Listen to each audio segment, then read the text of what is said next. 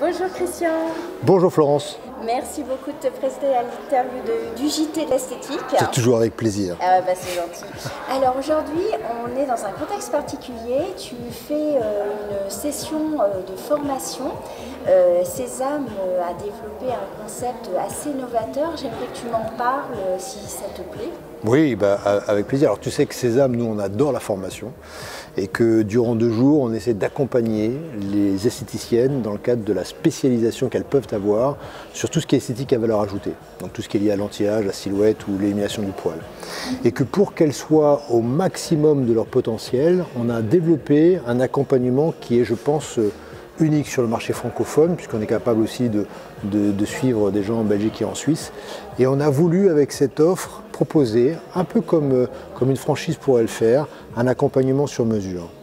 Donc durant 12 mois, on va venir 3 fois dans l'année, assez donc régulièrement, pour organiser avec la professionnelle des journées portes ouvertes, des lancements de produits, des formations spécifiques, des formations même commerciales que nous avons organisées, tout ça pour améliorer la performance du centre. Donc ça, c'est la première chose. Donc ça, c'est une offre de coaching que vous venez de lancer Absolument. Mais ça c'est quand même novateur. Quand même, Totalement. Mais ça ne s'arrête pas là, puisque on est à la fois présent sur cet accompagnement régulier avec des formateurs qui se déplacent dans le cadre du centre. Nous sommes aussi capables, et c'est ce que l'on propose dans le cadre du coaching, de créer un site internet qui soit un site professionnel, qui soit dédié à cette proposition liée à l'esthétique à valeur ajoutée.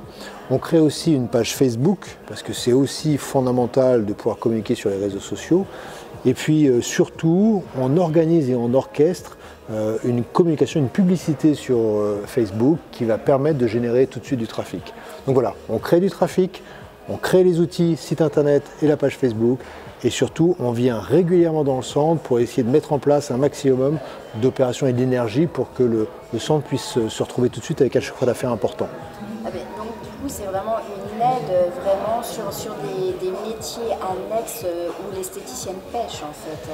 Oui, parce qu'on s'aperçoit que l'esthétique traditionnelle aujourd'hui, enfin tu connais mon regard là-dessus, je pense que l'esthétique traditionnelle va mourir. Donc l'esthéticienne doit impérativement se mettre sur des domaines à valeur ajoutée, sur des marchés où il y a une vraie demande, sur des marchés où il y a des attentes et je pense que l'esthéticienne est complètement légitime pour prendre ce marché, au moins une part du marché. Et tu peux nous expliquer en 3 mots les marchés que tu vois potentiels, donne tes conseils puisque tu as quand même une vision quand même assez, toujours avec un pas d'avance et avec une stratégie. C'est gentil. En tout cas, c'est ce que tu donnes à voir dans Sésame et dans son développement. En tout cas.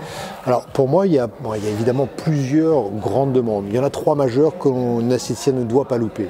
La première demande, c'est lié à l'anti-âge. Tout ce qui est lié au rajeunissement, plutôt des zones découvertes, visage, cou, décolleté, mains. Donc c'est assez ouvert, mais c'est donc cette première demande anti-âge. Ensuite, la deuxième grande demande, c'est tout ce qui est lié à la silhouette.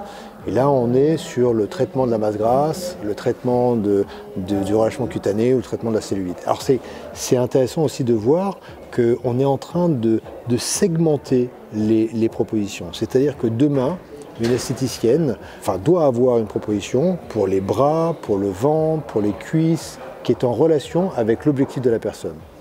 Donc on est vraiment en train de peaufiner les offres pour qu'elles répondent avec précision à la demande. Donc la demande anti-âge, la demande silhouette, et puis la troisième grande demande, c'est tout ce qui est lié à l'élimination du poil, parce que le poil n'est vraiment pas à la mode. Oui, ça c'est sûr. Et donc quel conseil tu aurais envie de donner à justement notre journal télévisé? Il a pour vocation de diffuser maintenant les actualités, alors des fournisseurs, mais aussi des marques, des conseils, des choses novatrices. Donc quelle est la pertinence du regard qu'on doit avoir, je pense, dans les 5 prochaines années, j'ai envie de dire, dans le monde de l'esthétique, par exemple? Eh bien, il y a plusieurs choses que l'on doit faire. La première, à mon avis, c'est un petit travail de réflexion sur les ratios. Tu as vu mon intervention et je pense que c'est important qu'une esthéticienne regarde là où elle gagne de l'argent, là où elle gagne peu, là où elle n'en gagne pas du tout. C'est le premier regard. C'est d'éliminer tout ce qui est sans valeur ou à faible valeur ajoutée, premièrement. Ensuite, c'est de se focaliser là où il y a de la demande. là où il y a un potentiel. Et là, donc, je rappelle, anti-âge, silhouette et élimination du poil, tout en étant extrêmement personnalisé. Hein, donc aujourd'hui, on ne veut pas avoir une machine qui va avec tout le monde, on ne veut pas avoir une offre qui va à tout le monde, on veut une offre qui parle à soi. Donc il faut customiser un peu l'offre et donc avoir de la technologie qui permet de le faire. Et là, la technologie, enfin, notamment la technologie Sésame, elle est particulièrement aboutie, elle est particulièrement intéressante.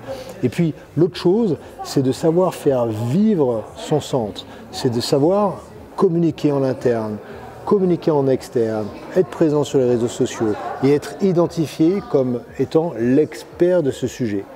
On est aujourd'hui sur un domaine où le prix n'est pas un problème. Ce qui est important, c'est d'avoir la meilleure présentation, la meilleure proposition, en fait, la meilleure expertise sur le sujet. Et je dis toujours, c'est bien le savoir-faire, mais il faut le faire savoir aussi. Bien sûr, bien sûr, bien sûr. Donc du coup, je pense que, alors on en discutait avec une stagiaire, on regardait sur les réseaux et dans les groupes d'esthéticiennes, le nom de Sésame ne revient pas forcément systématiquement, contrairement à des grands leaders du marché. Pourquoi il y a en fait ce manque de... Alors on parle de Wishpro, mais on ne parle pas forcément du nom Sésame. Donc est-ce que tu as une idée? Oui, bien sûr. Il n'est pas si présent sur les Alors, groupes en fait. Ouais, faut savoir que Sésame a une histoire qui est essentiellement liée à la médecine. On était extrêmement présent sur le marché de la diversification pour la médecine esthétique et on accompagne beaucoup de médecins dans ce cadre-là. Et la partie esthétique est quelque chose d'assez récent pour nous. On a démarré avec le Wishpro il y a maintenant 4 ans et depuis on a progressé. Et donc on connaît un petit peu les dispositifs et en fait on ne connaît pas encore beaucoup Sésame. Donc ça c'est le premier élément. Le deuxième élément, c'est qu'on s'est mis un peu en marge pour développer nos propres événements de formation. C'est-à-dire qu'on pense aujourd'hui que le marché est tel qu'on a plus intérêt à développer des formations qui soient dédiées à cette innovation, à cette diversification. Et pour ça, on n'a pas trouvé mieux que de les organiser nous-mêmes. Et c'est vrai qu'on a du mal à être partout. Donc on est vraiment focalisé déjà sur offrir de la valeur à nos propres clients. Mais tu as raison, on essaie maintenant de plus en plus. Regarde, tu vois, tu es aussi devenu fan de Sésame. Et c'est important pour nous de pouvoir aussi utiliser ce type de réseau pour parler de nous. Moi personnellement, je trouve que chaque fournisseur, chaque marque, enfin, qui apporte de la valeur ajoutée, et moi je me dis toujours l'expertise et c'est ton discours, c'est vraiment pousser l'esthéticienne à être à la pointe, à être toujours spécialisée, pointue, et donc c'est ça qui est quand même, qui fait votre force et votre valeur ajoutée aussi. Alors il n'y a pas que la partie technologique, parce que la partie technologique, vendre une machine aujourd'hui c'est quelque chose de facile. Après, vendre une machine qui soit dans les normes européennes et qui soit légale, il y a déjà un peu moins de monde. Mais par contre, quand on est sur à la fois de la technologie, mais aussi tout le service d'accompagnement, là il y a beaucoup moins de monde. Et vraiment la vision de Sésame, et c'est celle que j'essaie de mettre en place et d'inculquer à l'ensemble des consultants et des collaborateurs qui sont au sein de Sésame, c'est vraiment de dire, écoutez, on est vraiment là pour accompagner, on ne peut réussir que si jamais l'esthéticienne réussit, on ne peut réussir que si jamais on arrive à donner de la valeur à notre client. Et pour nous, les esthéticiennes doivent impérativement se mobiliser pour évoluer, et pour ça, on est vraiment là à les aider, à les accompagner, à essayer de comprendre et essayer de leur donner les meilleurs outils possibles. Et du coup, les formations comme ce week-end que tu donnes, vous les faites à quel rythme en fait, j'ai envie de dire 2 fois par an, 3 fois, parce que c'est quand même une machinerie lourde quand même d'organisation. C'est vrai, alors normalement c'est 3 fois par an. On était en mars au Carlton à Cannes, nous étions aujourd'hui à Paris, nous serons au mois de novembre aussi au Carlton à Cannes. Oui, parce que vous êtes dans le sud. On aime bien le soleil, la mer, la plage. Et ben, en tout cas, je te remercie d'être prêté au jeu de l'interview pour le JT cette fois-ci. En tout cas, un grand merci. Avec plaisir.